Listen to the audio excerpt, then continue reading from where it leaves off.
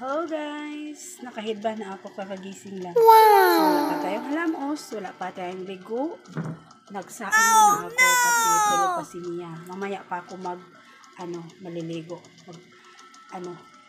Kasabay ko siya maligo kasi isang lang ba. Kasi pag hindi ko siya kasabay maligo, lagi siya nag-shouting, mama, sabon mo ako, mama, shampoo, mama, conditioner. Kaya, ang ginagawa ko, sabay na lang kami maliligo.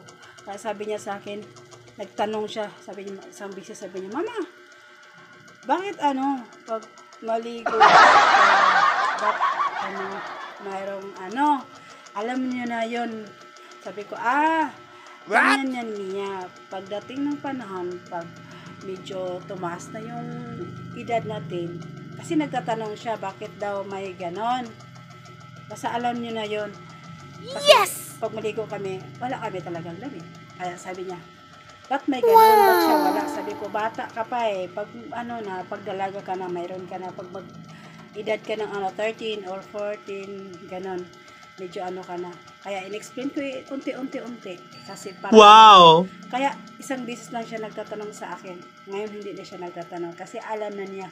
Kasi in-explain ko na sa kanya yung tinanong niya. Yun nga. So ngayon guys,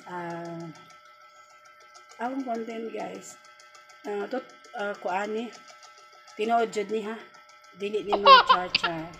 Una guys na sa akong kalapid lang mo tagod.